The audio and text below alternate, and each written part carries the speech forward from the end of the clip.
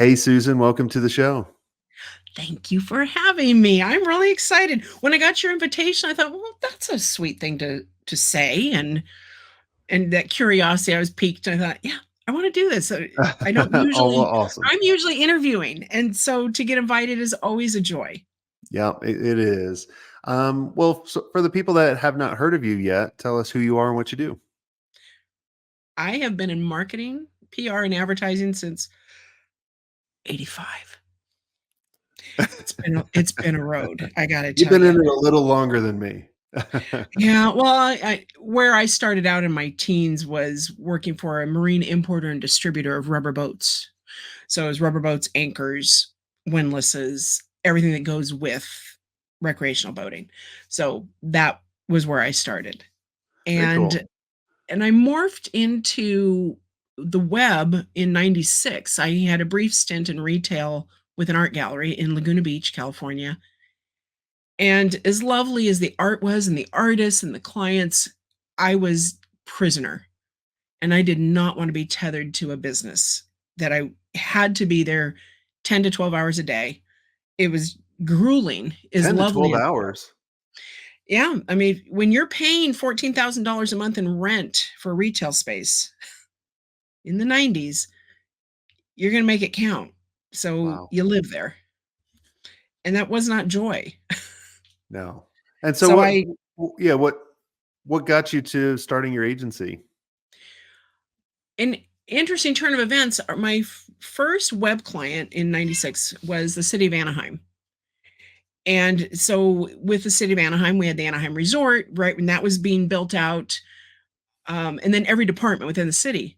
It was great. It was so much fun. And we worked with all of them and helped them all communicate better and get their messaging out. This is, the web is still somewhat in its It's infancy. really new. I mean, in Yeah. 96. Right. And we were doing things where you could build your own BMW. I mean, BMW took all the stuff we built and took it and just started doing it. It's like, oh, no, that one dealer doesn't need that. We need that. We're taking it. And there were a lot of different pieces, but Anaheim took their work in house. And so suddenly our biggest client was gone and our agency folded, the Mm. agency that I worked for. And so the owner of that agency said, we still have some clients. So I'm going to take this opportunity to just step back. I'm going to send you all the clients. I'll be your client and we'll work on what projects we have left. And you start your own thing. I was 11 months pregnant. I'm not 11 months, excuse me. 9 months pregnant at the I was like time, 11 about to months. drop my first That's baby. Yeah, going 11 past months now. It's not like an the elephant. timer. I'm like, please no. And that started it. So that was 23 years ago. Very My cool. daughter is 23, and that's when we started. That's awesome.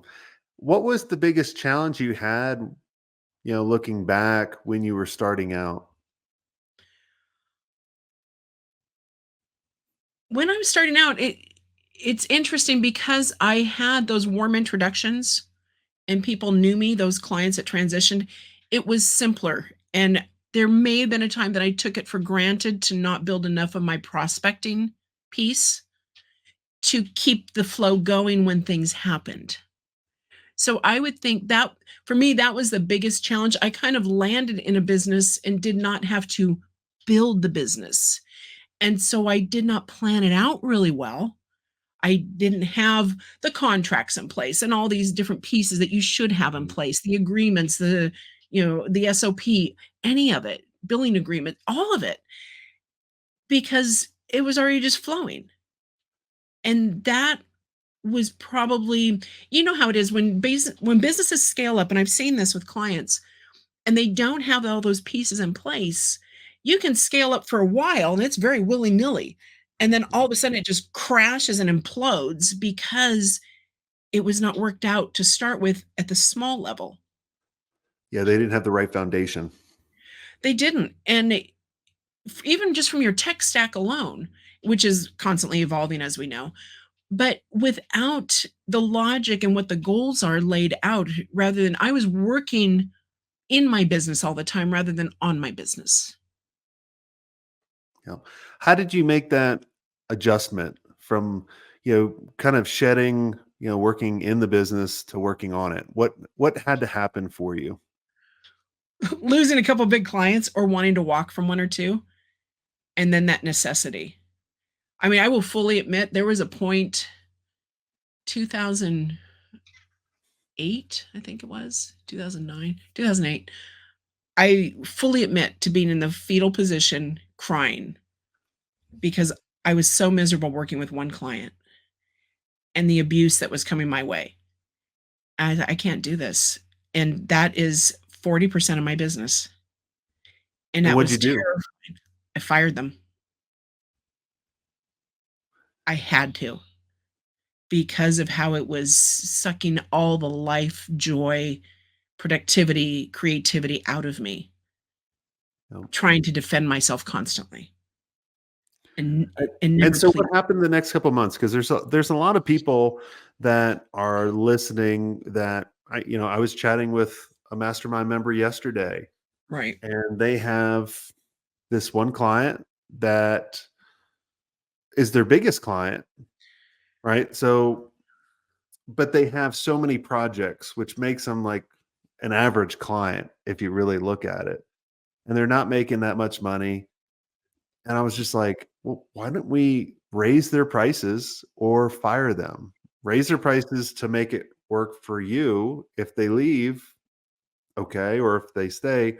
So, like, what happened, afterwards? Did you guys struggle for a couple months? Did Oh business gosh, go up? yes. It was a rough 3 months, 4 months, 5 Okay. months. It was rough because what I did though at that point is I called everybody. I picked up the phone. Forget email. They Mhm. needed to hear me and I needed their help. And so I just put it out there what I was looking for. Small projects, big projects. This is where I would love to work with certain people. The And low-hanging fruit, I call it. well, yes and no, it was kind of a creative, it's like, you know what? We have had this hole in our agency for this piece. You could fill that gap. Could you be this is before the fractional term became so popular, but I became a stopgap for as a CMO for a lot of companies, or not a lot, a few. And so I was able to slip in until they hired somebody full time, or sometimes it became me. Sometimes we realized we didn't need a full time person ever. Yeah. And so that was built. I had a networking group down in California that they let me stay in it virtually. And they brought me a wonderful new client that became my bread and butter for several years. And without that, I don't know what I would have done. And it allowed me, though, to get creative, to thrive, to meet new people, to expand my network with confidence, and to have these conversations with CEOs, CMOs, everybody Yeah. confidently because I had the backing of this client that I was working for. I was them, and he was very well respected. Yeah. Well, I'm very excited for you that you did that, because there's a lot of people that will try to hold on to that bad client for a long time. It gets them to a place where they burn out, they quit, or it costs them, doing a good job for the other clients. And then that client eventually goes away and they leave.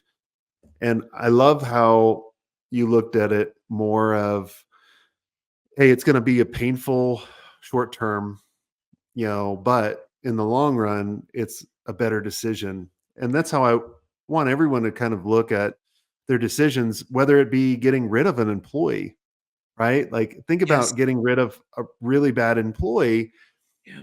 You're looking at, oh, well, if I get rid of them, I need to get rid of them, but I have to do way more. And it's going to put way more pressure on me, versus in the long run, you're like, man, it'd just be better. And I love how you got resourceful. And I always tell everybody this, and I try to remind the mastermind members every quarter, you should do this. And you look at your low hanging fruit. You look at the old contacts you haven't chatted with in a while. You look at the old clients maybe you haven't chatted with, and see, like, how can I grow those accounts? What are the old prospects that said no to me? Who are, and you just start going through and thinking about who can I help, and then picking up the damn phone, rather Yes. than Oh my the gosh, yes. the email. I can't hammer that into people's heads enough. Make sure your voicemail is current.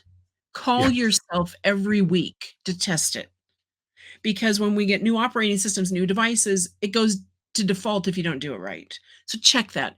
If you are one of those dodo heads that says, "Oh, it's Wednesday and I'm doing this," stop doing that, because you will forget and you sound like a hack when you do that. Stop doing that and make sure your voicemail isn't full. Empty it out, Oh my gosh. because That drives me nuts. inbox is full. Why? People are just nannering on, telling you short stories. I mean, come on, go Even empty your it. categories. I know. it's it's one of those things that I'm trying to help people. Once we all had email, once we had social media and everything else, we got lazier and lazier and more distanced. Yep. And we stopped building true relationships. I was just visiting with my co-host yesterday, Lainey Sullivan, and she just had something called Art in the Garden. She has big property. She's building this garden. She's gonna have a wedding venue, blah, blah, blah. She's in Grants Pass, Oregon.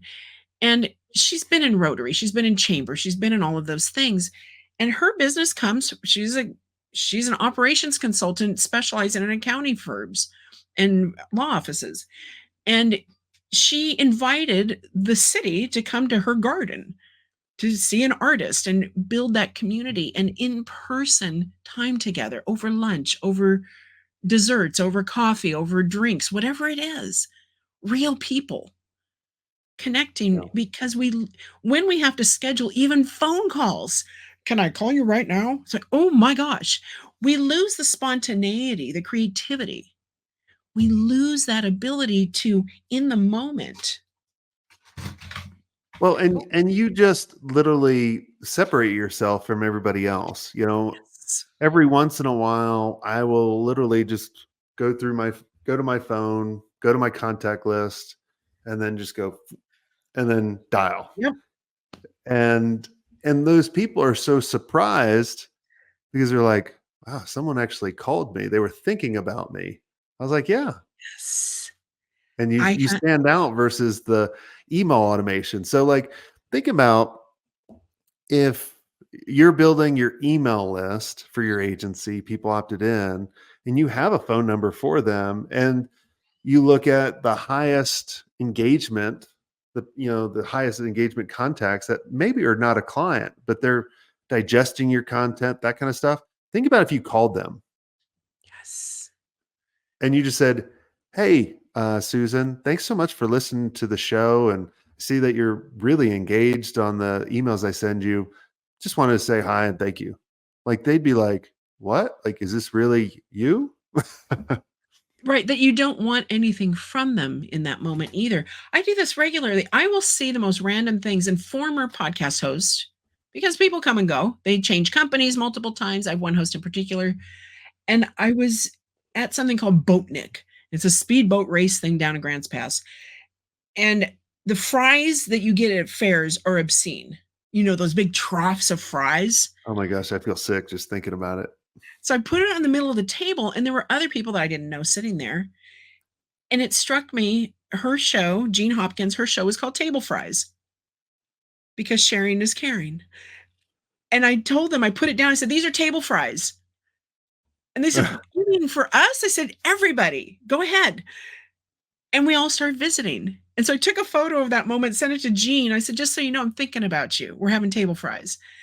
And she was so touched. And it got a conversation going. We set aside some time later in the day to talk and catch up.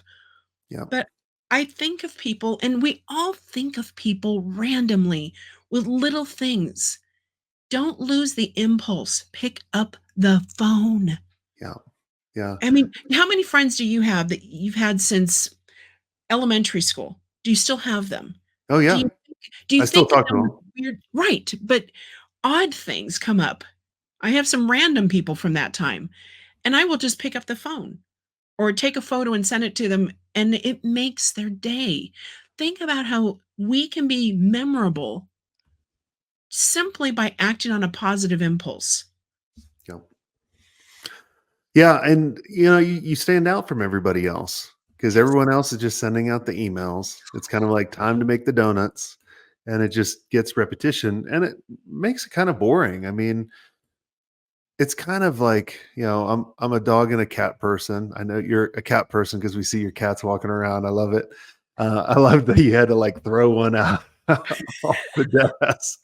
Um, but it's kind of like when you call someone, they're so excited, they kind of act as a dog versus like, dogs are so excited to see you. Cats are like, screw you, just give me my food, clean my shit box. Those are like shitty clients, cats are. Yeah, I get that. Yeah. Oh, that's funny. An Um, interesting turnabout, though, that client that I fired, it was more of one person that was at the company. Well, they fired her. mm, And about 7 months later, they came back. They said, "We miss you. We need you. yeah. Will you please consider coming back?" I said, "Well, I've raised my prices." I Well, said, "And here are the rules." so and that was a question I was going to ask you because when I've gotten to a point where I've wanted to fire clients, I've fired clients, but before I get to a point where I fire them, I give them an option and I say, "Look, I'm about to fire you. Now I'll change my mind if we can set some ground rules and the new price is going to be this. Right. If you're interested in chatting, let's chat. If not, I'm going to wish you luck and you're going to Right. go." Versus like, because especially if someone's, I had this one client once, I just met him on the onboarding meeting. His team and COO signed the contract. And so in the first meeting I was going through, and I always recap what's on the proposal. All right, we're going to do the website. We're going to create an e-commerce store. And then they'd stop. He stopped me. And I was maybe 24 at the time. I was a young man, which I'm not a young man anymore. Um, no, I didn't sign up for e-commerce. I said, well, I'm looking at the proposal and the contract. He said, no, young man, I didn't. And he excused his whole team. And he just started berating me, just yelling, cussing, everything. I took it for about 5 minutes. And I said, are you done? And I literally just lit into him because he was the type of bully that you need to, like, if he's pushing you, you need to hit him in the fucking nose, Yep. and then he'll calm down. And by the end, he wound up turning to be one of our best clients. Yep. And I told him, I said, look, you're never going to talk to me or anybody in my team this way. You ever do this, I will fire your dumb ass really quick. And then I will tell everybody about how bad you are. And they didn't realize it.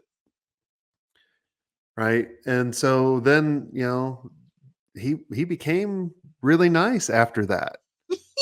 So it was pretty funny. I was like, I'm not going to take this shit. Like, you can take this contract and put it where you know where. Um, but it was kind of funny afterwards. Like I haven't chatted with him in years, but I remember even like after I sold the agency, he was like one of the first to congratulate me. And Oh, yeah, so it was cool. But so there's always an option. So I always tell people, like, set it out there, say, look, I'm about to fire your dumbass. Here's why. If you can change and this is what the new rules are, you can follow them. Great. If not, let's part.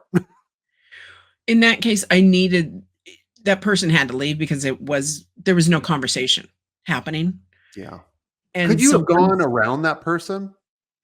I mean, you no, were going to fire him she anyway. was intercepting. There were issues there too. Really? Okay. Yeah, no, it was bad. So by the time they were able to broom her from everything, it was a lot. They brought me back to help lock it down, to do, I mean, everything. It's like, we're Yeah. cleaning house right now. And Well, good. and I've been with them ever since, and they are one of my favorite clients to work with. And It's we're actually amazing how, vacationing there at their home in September. So, yeah. Going from and the they fetus position to best client. yes. Yeah. That's awesome. I like it. Turning the worst client to the best client. Well, you get Right. rid of the cancer. No, and that's what it was. And the key though is for me to have enough respect for myself and my team to never accept that, just like you did. You will never, nobody will speak to me that way. Oh, And I liken it sometimes to the first time you get your my daughter thinks I'm just a horrible person for saying this. The first time you get your heart broken. Okay. I've had my heart broken and never again. And I had horrible advice that I actually did, um, that you probably can't do in business, but somebody broke my heart. The only way to recover is to break somebody else's heart, which was really sad and mean. But when you're 19 years old, it's like something has to cure this. And so I, fixed that. But never again did I discount my own feelings, Yeah. my own instincts to know intuition, something's not right here. And Hmm. I deserve. My dad told me after that breakup, he sat me on his lap and he said, "Baby, you're a dish." He said, "And don't ever forget it." And that really dates me, that term. My parents were older, so they always spoke I like we never were in heard that 1930. dish, but I presume what it is. Yeah, that, you're a catch. Gotcha. And anybody's a fool that doesn't see that. Yeah. And don't ever, ever forget that. Yeah. And I took that to heart. And I've carried that confidence with me that he had in me ever since then. Yeah. Well, you always have to have that, and I think it always starts with someone has to have confidence in you to give you confidence, moving forward and just know it kind of almost, what's that one Saturday Night Live where, who is it? It's like, gosh darn it, you're good enough. Oh, yeah. Right. Yes. Oh, I know. I can see the guy with the bad haircut. Yep. Yeah. It's like, and gosh darn it, you're, And or people whatever it like is. you. Yeah, it's awesome. So, we all of us are amazing for certain clients and certain services. You guys need to figure that out. And then when you come across the bad prospect, know that they'll turn into a bad client and make that decision for the longer term versus the short term, because that's what will really allow you to get to the place where you want, which is at the end of the day, I mean, think about what we all want. It's not, we don't want to scale our agency. No. Well, if we want to scale our agency, it's because we want to get to a place where we can afford the right people to give us more time back. Right. And that's really at the end of the day is like, if you can give me my time back from the things I don't want to be doing and just to focus on the things I want to do, that's really it. And so I want all of you to think about that of going, what do I want to spend my time doing? What don't I want to do? And hire people or get rid of people for those things. That's it. Like then it's not about selling your agency and going, oh, life's all peachy. Like I know tons and tons of rich people that are completely miserable. Um, and that's not fun either. So, No, we want to spend our day with people that we want to champion, yep, we want to support, we want them to recognize us. It's like you're saying, somebody has to build confidence. We're evidence based. We need to see that what we're doing is good. We need yep, to feel that. So once you have that, you can build off, like, I want more of that. yep, Give me more of that. And I like your take on, what do you want to do? What do you like to do? What do you hate to do? On Rooted in Revenue, that's my podcast with Lainey, we covered a whole thing called Love, Hate, Delegate. And it's oh, I just a love that. list. And she has this whole system she does, and she's putting me through it because I'm constantly evolving my business. I've been doing this for a long time. And yet she said, "You don't have this. You're not talking about this enough. If you're really liking doing that, why aren't you talking about that more?" I said, "Because I'm busy doing." She said, "Stop doing, get back to working on your business." Yep, And with the list, I was able to look at, yeah, I can delegate that, but I really love doing it. So I'm going to keep doing that for now. And yep, for these things I hate, do I actually need to have it done? I've eliminated so many steps in our processes over the last 3 months. It's like, it was nice, but it really didn't gain us anything. It's just like busy work. So get rid of that, delete that, delete that. Where are you making your money? Get your money back and get your time back. Those are the yep, two things. Time is irreplaceable. Money you can keep building. And I'm a firm believer, after having a retail business, that if people are not buying your stuff at your price, double the price. yep. Because Yeah, it's most of the crazy. time They'll value it way more. you're hitting the wrong target market. Yep, And that's a lot of it. And I'm sure you teach all your folks that, well, if all these smaller businesses aren't hiring you, then stop going after them. Let's go up the next level. Yeah. And they won't respect you if you're at these prices. Yeah, I told one of our mastermind members yesterday because they were saying, well, some people in this industry are saying that they're having sticker shock. I said, well, you should triple your prices. And they were like, what? I was like, Yep, well, who would pay for tripling your prices? exactly. That's the real question. It's not how to triple your pricing. Who will pay it? And if you And think that's about it that way, then then you're there. So well, and that's when it goes back to what we were talking about at the very beginning, having your systems in place, having it ready to be able to be at that level. yeah, I interviewed Phil Jameson from proofreadnow.com. Proofreadnow.com is humans, the most capable humans in proofreading. I've tried so many proofreading services. They are by far my favorite and have been for years. And stop trusting AI, stop trusting Microsoft spell check and grammar check. Oh my gosh, the stuff it misses. And Proofread Now catches it all. But when you're ready to go to that level, your contracts, everything, run it through another set of eyes. You are missing something, I promise you. No matter how many times you've read it, get your ego out of it yeah, and allow somebody else to make you look better. Spend some of that money on that so you can go after the big contracts. So you don't look like, yeah. somebody playing a little kid playing in the sandbox. Awesome. Well, Susan, thanks so much for coming on the show. You've been a dish. And for everyone listening, I think a good exercise would do, I think, and really stems from what you said, Susan, about love, hate, and delegate. Think about that. And what do you love? Keep doing. What do you hate? Get rid of. And what can you delegate? And I think that's a really good exercise. And for the ones listening that want to be a part of a really amazing, intimate community of just agency owners that can see the things you might not be able to see, sympathize with you. It's almost sometimes a therapy session, but also share the strategies that they're crushing it on. We'd love to chat with you about the mastermind. Just go to agencymastery360.com and click on that scale button, and we'll have a 45-minute session and just chat, see if it works for you. If not, so do that now. And until next time, have a swank day. I hope you enjoyed this content. If you want more content like this, make sure you click on the link on the screen or check out your most popular podcast platform where the full episode is there. And until next time, have a swank day. What are you doing? Go check it out. Click on the link. I'll see you soon.